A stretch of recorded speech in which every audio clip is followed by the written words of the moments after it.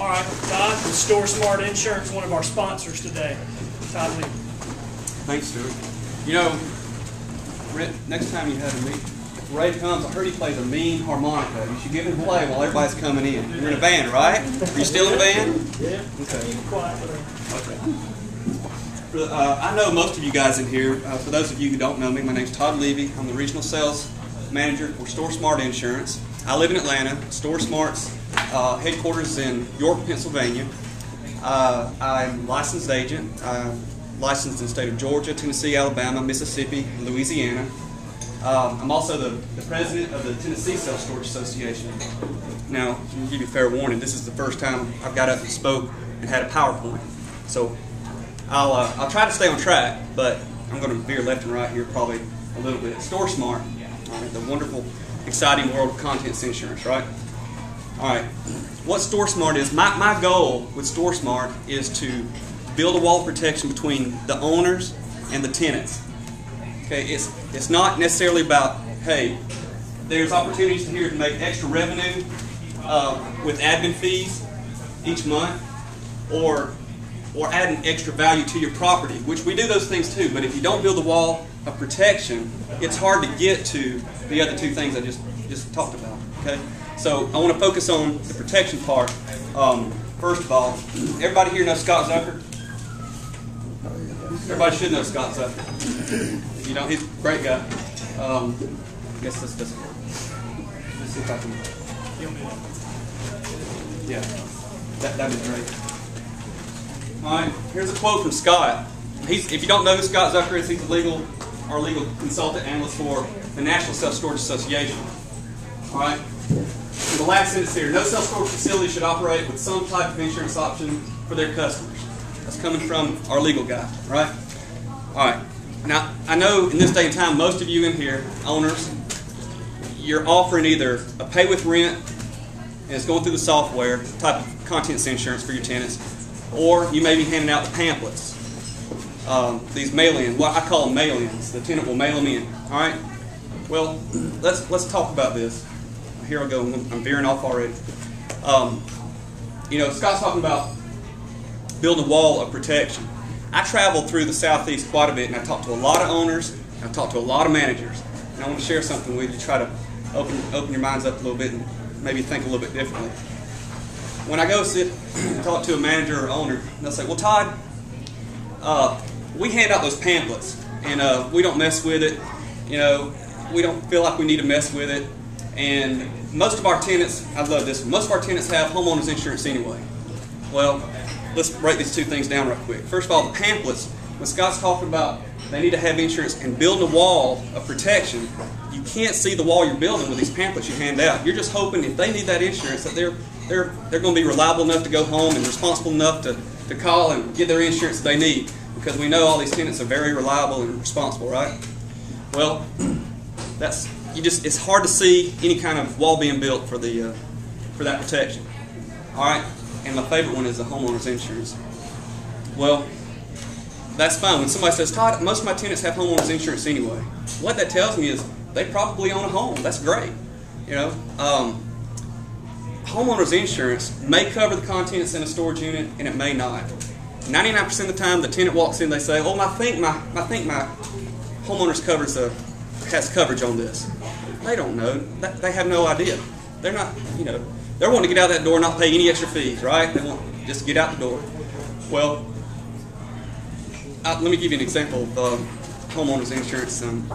You know, my homeowner's insurance does cover contents, and here's the thing I have about homeowner's insurance. It's for homes. It's not for contents in storage. Most of everybody that has contents in storage, if they have insurance, what I found is most everybody pays for about $2,000 on average. That's the average, $2,000 coverage if they have insurance, going through a software, pay with rent kind of thing, which tells me the majority of people storing things are around $2,000. All right. Let me give you a scenario.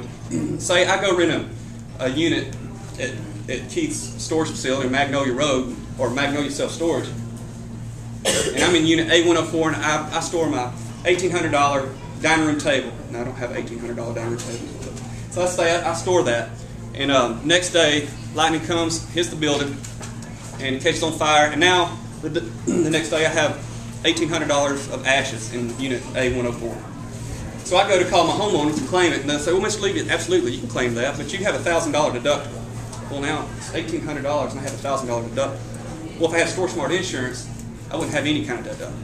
Okay, so the homeowners necessarily doesn't mean it's a better insurance. StoreSmart is made for self-storage operators to use, and it's a primary pay, and it's for the tenants. It's a very good insurance for the tenants. Now, they don't need to know that. I mean, because the way that we offer the insurance, we actually do trainings, and we go out and we talk to the managers and show the managers exactly how to offer it.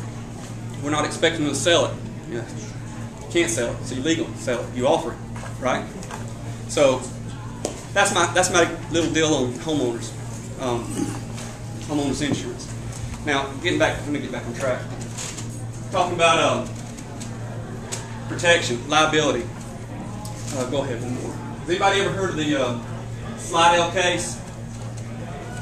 Slidell, Louisiana. All right, real quick, I'll fill you in. Go ahead.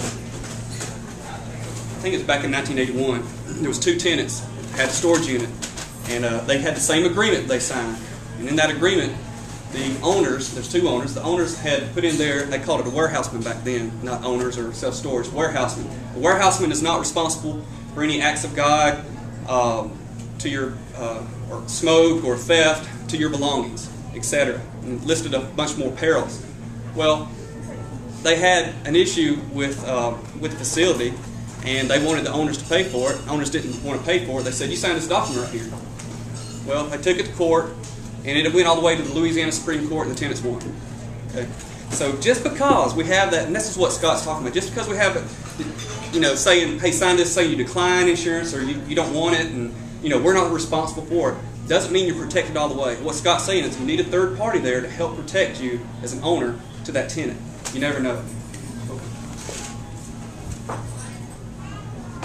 Other ones, frivolous lawsuits, inside job, dishonest man. We don't have any dishonest managers in here. Negligent, policy payment to satisfy a customer. Bad press, you never want bad press.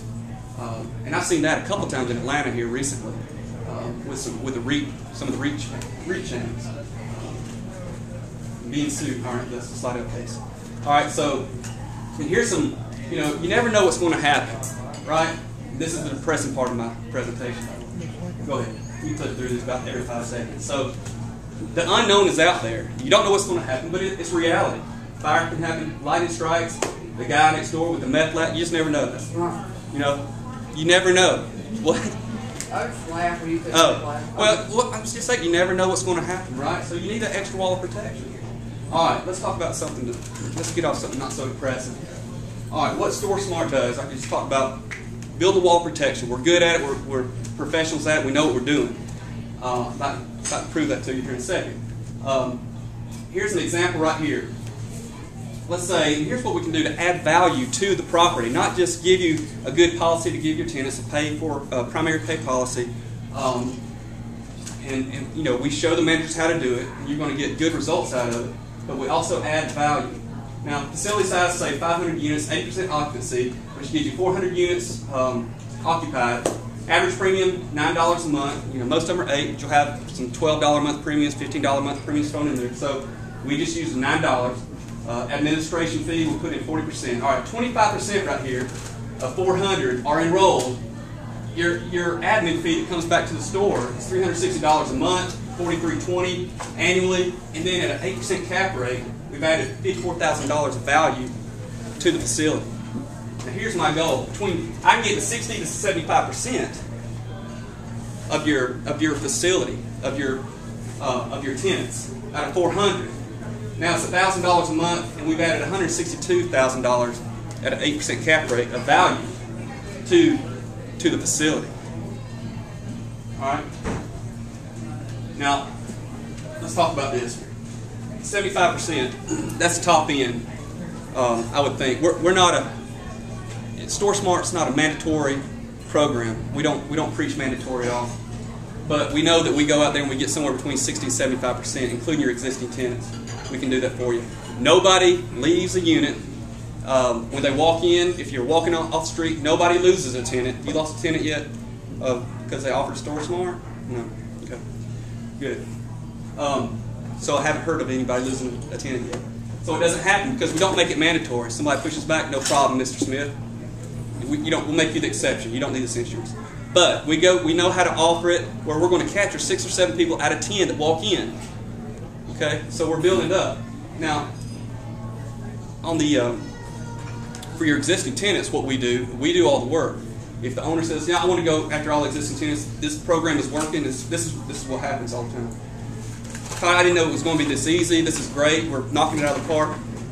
Let's go after the other tenants. Okay, we'll send out the letters. We'll let you proof the letter we're going to send out. We send out the letters like it's coming from your store.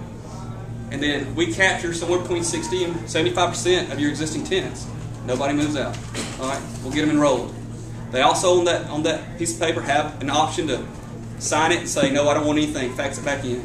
If somebody gets it and they say, "Well, wait, I didn't want this," and you sign me up and I'm coming in here to pay cash, and now you say I got to pay $8 more because you signed me up with insurance, no problem, Mr. Smith. We'll make you an exception. Don't worry about it. We'll take you off. We'll deduct it next month.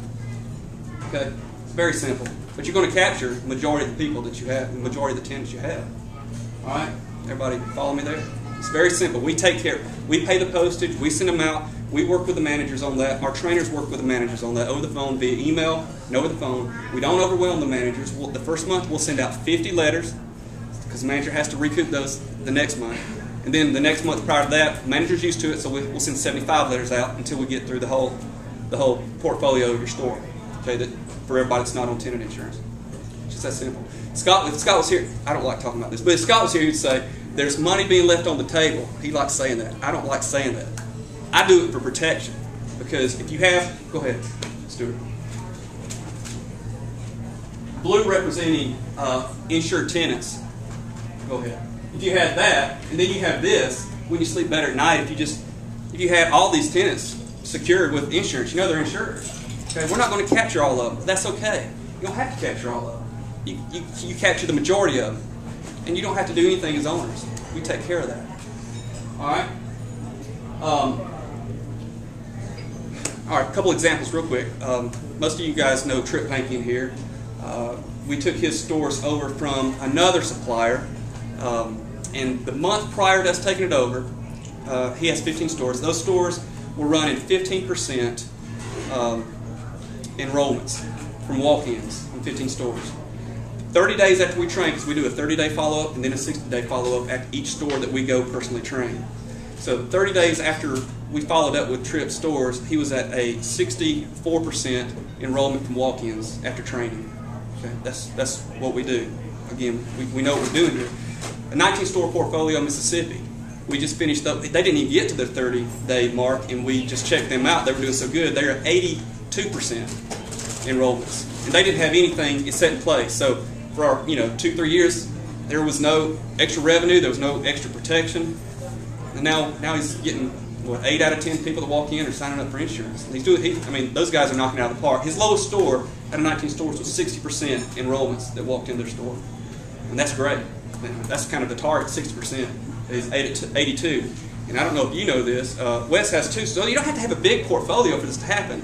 You have 1 store, it doesn't matter. Wes has 2 stores, and I don't know if you know Eva did this, but after her 30 days, she was at 64% enrollment in walk-ins, that's just right on, right on. So, if you have any questions, I'd love to talk to you. If you need to talk about some insurance or the current insurance that you have now, I'll be more than happy to talk with you about that. I'll be here after the luncheon, and please, I don't bite, and I enjoy talking about it. I know it's such a boring topic, but it's important, though. It is important. One quick question on the signing them up when they win. Are you saying that you sign them up and they don't know at the time they're winning until you present this is how much you owe, and then it's $8 more than it would have been? You mean walk-ins? Well, anybody comes in to rent a unit. Right. A walk-in comes in. No, it's presented to them after they sign the lease. It's put in front of them and it's presented to them. But it's not already built in. No, absolutely not. That day you're saying that, right? Oh yeah.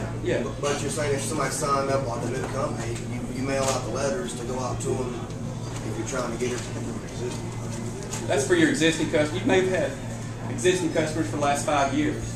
You know, I don't suggest going after your existing customers at the same time you're doing a rate increase. I would suggest that. I'd wait a few months and then go after your existing customers.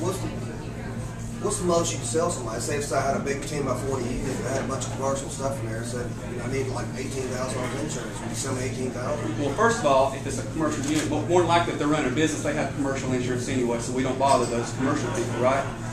If they didn't have a commercial license or they didn't have a commercial business and they needed insurance, yes, we go up to $20,000. Anything over between $5,000 and $20,000, the managers have a store smart itemization form, and the tenant is supposed to itemize everything he's storing, and they'll fax it to us to approve.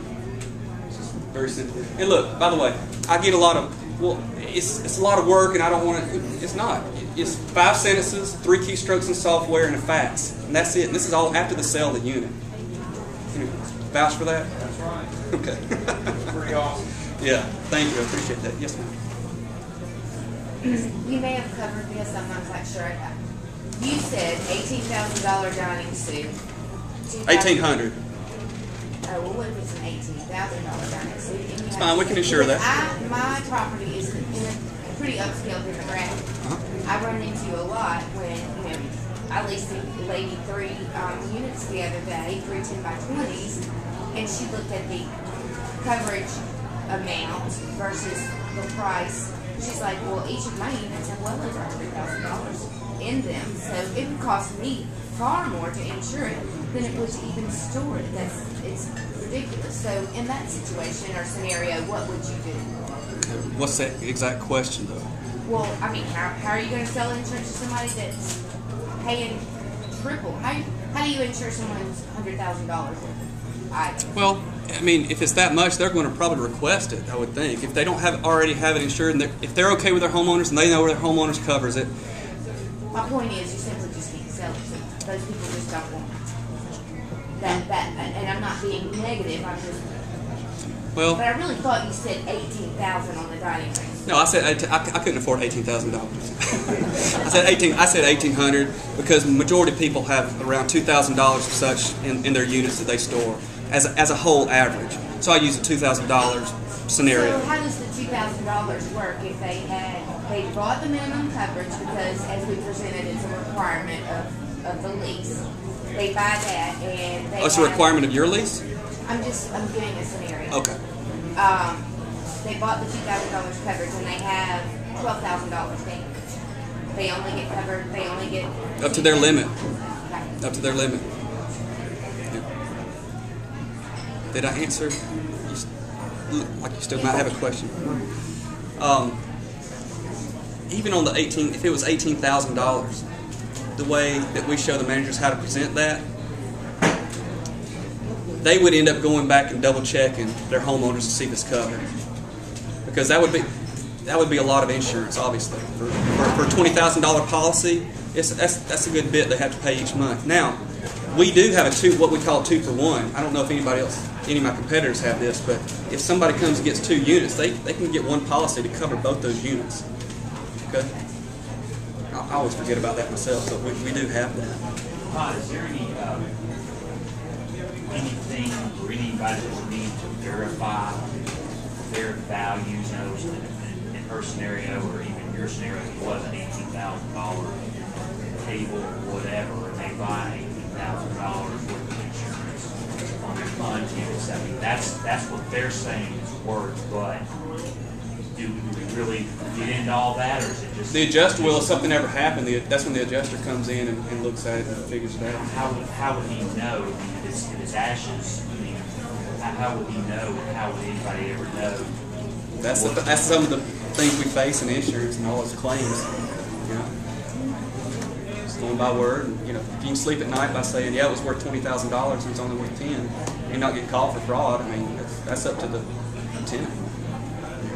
You sleep at night, but that's risk insurance companies. Did I go over my time? I'm sure I did. I extended this. I'm sorry if I did. Does I have any other questions from Todd? Brent, thank you for allowing me to sponsor this, and thank you guys for letting me get up here and bump my gums together a little bit on this team.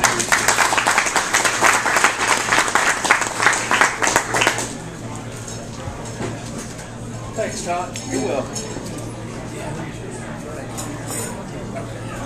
They're going to come in, y'all. If you hadn't seen already, your menu's on the table. And they're going to come in and take your order.